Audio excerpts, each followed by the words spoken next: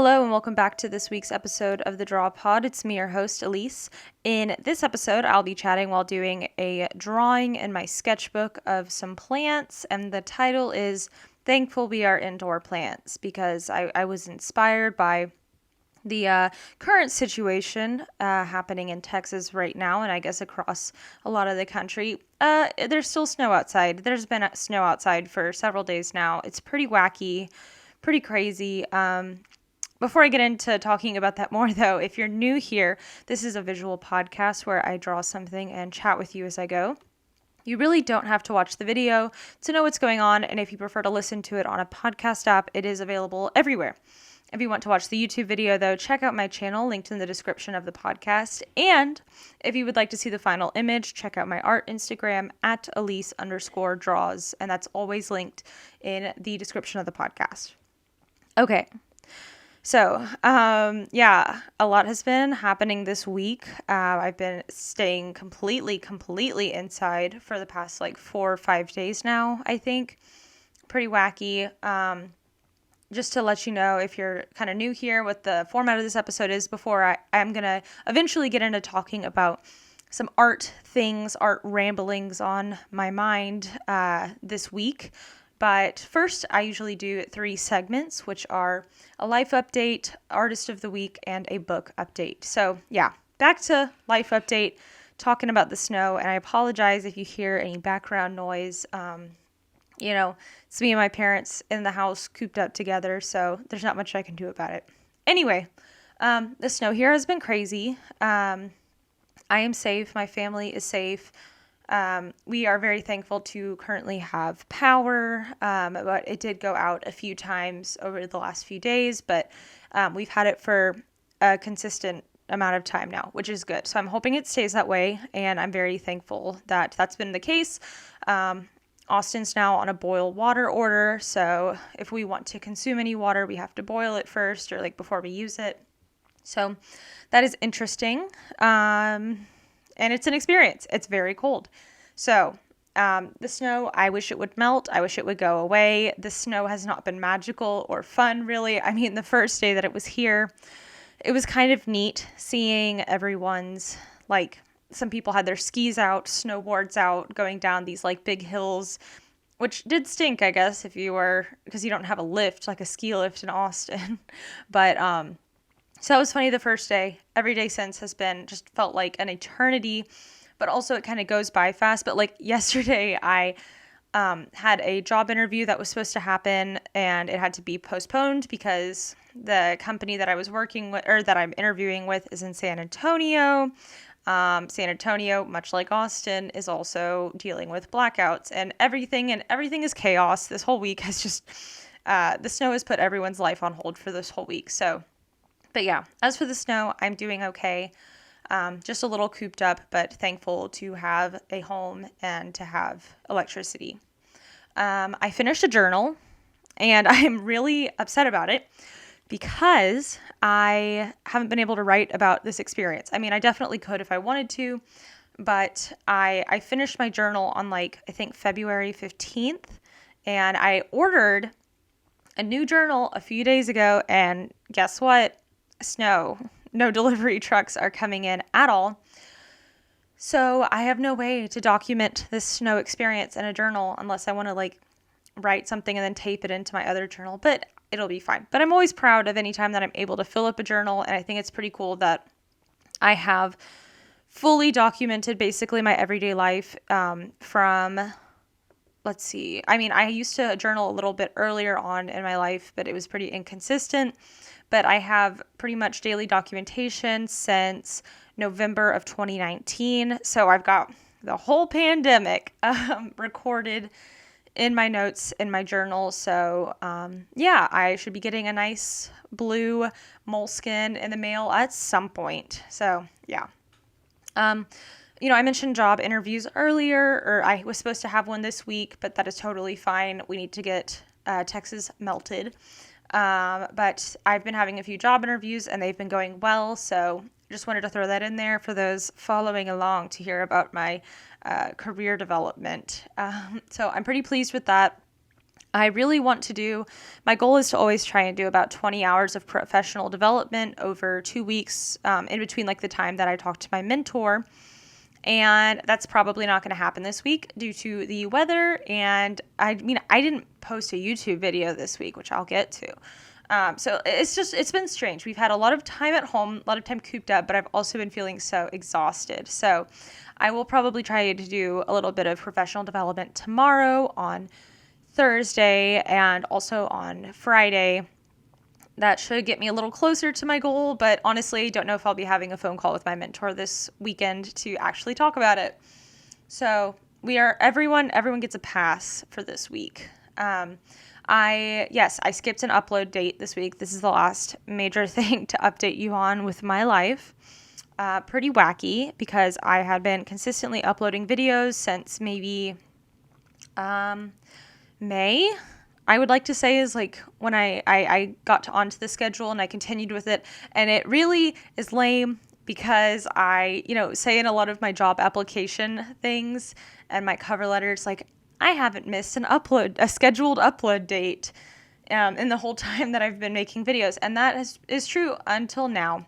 So, I was working on this video that's going to be going up on Tuesday after you're listening to this. It is a very fun one where it's my Google Earth video where I travel somewhere tropical and warm to paint because Texas is frozen. And I went to Brazil via Google Earth, and I drew this really, really fun scene. It took me a lot longer than expected. This was like working on a project for school is what it felt like for one of my drawing classes or something. So that was pretty crazy. But it took me about 2 full days of working to get it done, and I'm pretty happy with it. I posted it on my art Instagram already, so if you'd like to check it out, you can do that. I just decided it's better to save that video for next week. And so basically now with my schedule of doing things, instead of having Monday be my YouTube day to get a video ready for Tuesday, the next day, now I get the video ready on that Monday for the next Tuesday after the day after. Anyway, so that has been kind of some things happening in my life, things going on. I'm not too disappointed with myself for missing an upload date. In fact, I feel no regret at all. I feel like it was something I needed to do because I would just get so stressed out about staying with a consistent schedule. And now that I have hit about 1,050 subscribers, I am just chilling. I've made it, guys. But yes, so now we have finished our life update. Now I will get into Artist of the Week. So the artist that I chose for this week to talk about is art by _TZ on Instagram. I don't know this artist's name exactly. Sorry if you can hear my mouse. I'm just pulling up their page. Just says TZ, artist based in Boston, experimenting with gouache, colored pencils, and watercolors. And I'm pretty sure, like many of the artists that I have been really enjoying a lot, I'm pretty sure I found TZ from Peachtober, which is Inktober, just furry little peaches version of that. I talk about it all the time. I had a great time doing it this past year, and I followed a lot of really great people from that. But yes, what impresses me the most about TZ's art is just the colors of it and their dedication to exploring color theory a little bit and just understanding and experimenting and figuring out color, which is something I envy and something I would like to do. And I've saved even some of their art to my collections on Instagram, so maybe I can copy it, copy for my own personal use, not to be shared on the internet, just as practice. And yes, just lots of botanical kind of drawings, lots of plants, just an overall great understanding of color and illustration. It's so much fun. So please go and check out art by _TZ's work on Instagram. And you can find a link to all of that in my description of the podcast. Okay, so As for a book update, I'm still currently reading the autobiography of Malcolm X, really enjoying it. I just need to pick up the pace. You'd think, being stuck at home over these past few days, I'd have more time to read. And I guess I do. It's just so weird. Like I said, like the days drag on, or they feel like an eternity the next day. So when I'm looking back on yesterday, I'm like, oh my gosh, this day has been going on for forever. But when I'm actually trying to get things done during the day, I feel like I am just not accomplishing any of my goals. So I think tonight maybe I will sit down and try to get a big chunk of this book read. It's also a pretty long book, but yes, so that is good. I also started reading this watercolor book on the side. I think I might have mentioned that in the last episode. It was a Christmas gift. It's a beautiful, giant, thick art book. And it's been very interesting. I'm going to talk about it a little more in like my art ramblings, but it is also a very large book, and I am definitely behind on my Goodreads goal for the year, but that is okay. And I have also saved way too many books onto my Kindle, and that's not going to be good if I want to download other books. But I think I'll take a break from like exploring Libby and saving more books, and I will just work my way through like the 5 or 6 books that I am hiding on my Kindle without Wi-Fi so I can keep them. Anyway, now we have arrived at the time when I will ramble about art.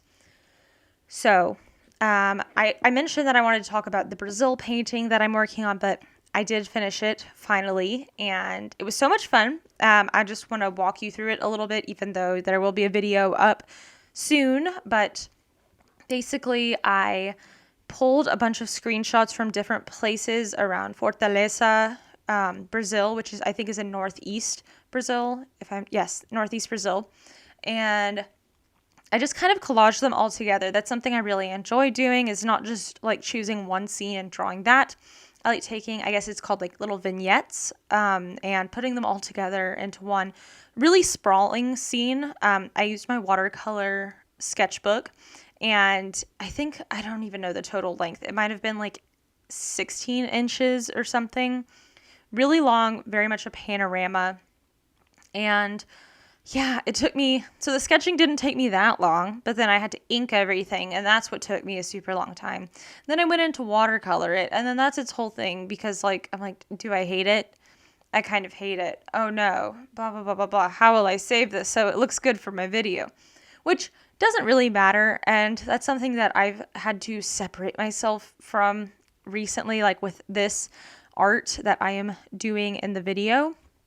I really need to not be worried about making my art look good for others or like make it seem perfect, because that's something that I've caught myself kind of worrying about, or thinking like it doesn't look Instagram worthy or something. Like this drawing, I guess, doesn't fit that mold, like if you see the final image of it, but that is okay.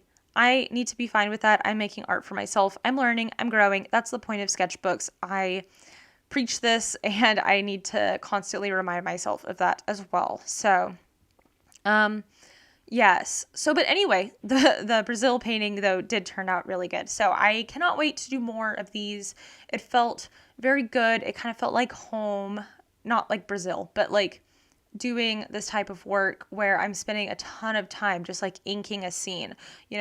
I talked about Yuko last week, and her ink drawings that she does, and how amazed I am by that. And yeah, I need to get like a brush out or something and become a professional inker, because that's what I really enjoyed doing. I like watercolor too, and that's a challenge in itself. And every week I talk about how watercolor drives me crazy, but I love it.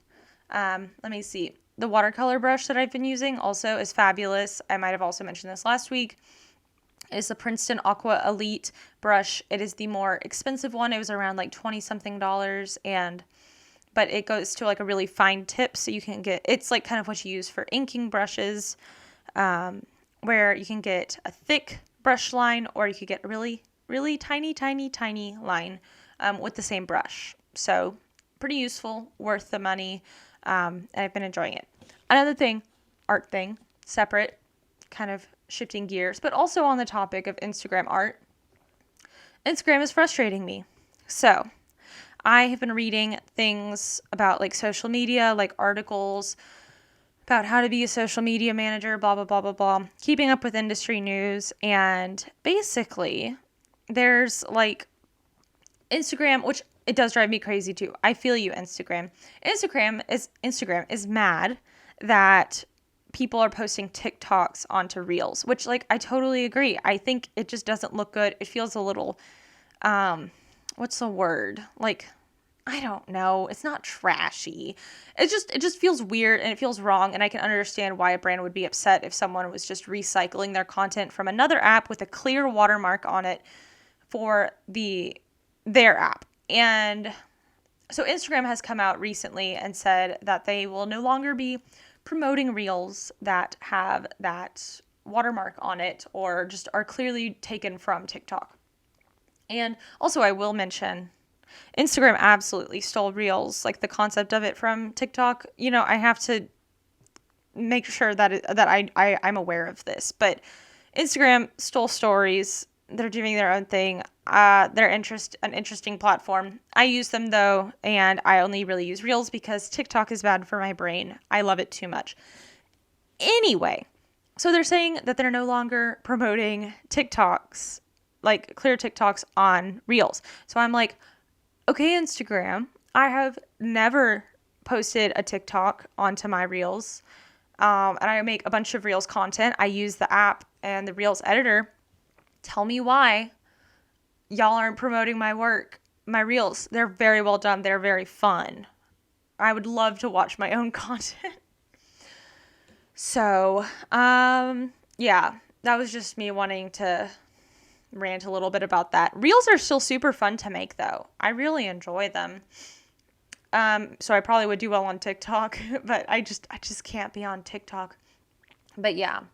And I've had a few of my Reels like get super popular, not super popular, but like 1,800, 1,400, 1,500 views, which is cool because that means it's definitely being promoted, but everything else is getting like 200 to 300.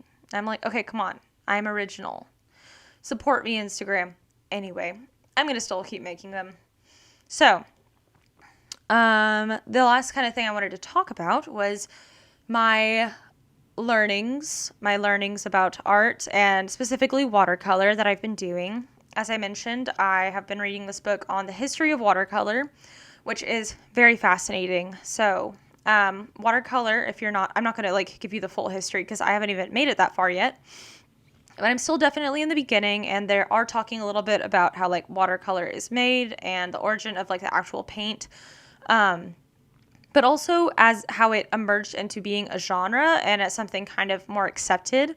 I would say that watercolor is still looked down upon in some ways by the art community. If you're thinking of like being classically trained or something like that, it's definitely focused on oil, and I guess acrylic isn't looked too down upon as like the main paint forms. But watercolor, I don't know. It's always been this interesting thing because to me, I've always pictured watercolor as something initially and kind of to some extent now. I think of watercolor as something that is kind of hard to achieve, very precise. There's a way to do it. And you have to like paint landscapes and certain things. And there's just really a strict method to it. And that's always turned me off. And I've always tried to find ways around it and of doing it on my own way. So I thought it was kind of very formal practice, but I've also learned that it has been looked down upon and not treated as a real form of art, or a real medium, for like its entire history, and not really considered an academic thing. I mean, maybe I think now it definitely is a lot more, but it's been very interesting kind of going back to the roots of it and learning more about how watercolor was in the past kind of used more informally in a sort of way that I have been using watercolor, like having my ink lines on the paper and then just using a watercolor wash to add a little bit of color to it. It was used kind of for preparatory studies and with like chalk and in combination with gouache, which I do that a little bit myself, but it just was very loose and very casual. And oh my goodness, the landscape drawings that they have are like, it's like a combination between drawings and watercolor. They're so beautiful. And I want to also like copy some of those just for my own practice to see how they did it. I'm trying to remember the name of the artist that is featured on the cover, and it's Dürer. I don't know if I'm pronouncing it right. It's like Albrecht Dürer. He did watercolors, and they're so beautiful. And just some of the other artists in there, it was just watercolor in the very, very earlier times, like was more gestural and more fun and more free. And now I'm understanding kind of how it went from that to kind of what, with like the landscapes and everything, and how it's more tightly rendered, and a lot of it leans to realism. And I definitely understand and I respect the practice of like learning the techniques now that I'm kind of seeing the history of everything. But it was really neat to see kind of that it was started in a way that I have somewhat kind of started playing with watercolor. Anyway, so yeah, I thought that was very awesome to see, and learning the history has been great, and how like it was able to be explored more in like, again, I couldn't tell you exactly where, but like in more of like Northern Europe rather than like Italy and France, and in the kind of generally known like art capitals where they would have the academies and things like that. They ignored watercolor because they thought it wasn't really worthy of their time and effort. So I may be messing all of this up. I may be paraphrasing it a little too much. So any watercolor experts, I guess, let me know if I'm wrong. But the book is super good, and it's quite the chonkster of a book. But it's helping me to really gain more of an appreciation for watercolor. And it's kind of confirming a lot of the things that I already believed about it. And teaching me the importance of really understanding your materials that you're working with. So I think that's pretty much it for kind of like my notes that I wanted to talk about today. I hope all of you, especially my Texas listeners or anyone in the South, I'm so sorry if you hear my dog barking, but I hope you are staying safe and warm, and I hope you have power and water. I'm so sorry that all of this is happening. It sucks a lot. Yes, I will see you next Tuesday for the next episode of this podcast, I'm messing it up. I will see you next Tuesday, or this Tuesday, for my YouTube video, and I'll see you next Saturday for the next episode of the Draw Pod, this podcast. Okay, thank you for your ears. I appreciate you and your ears, and I will talk to you next time. Bye.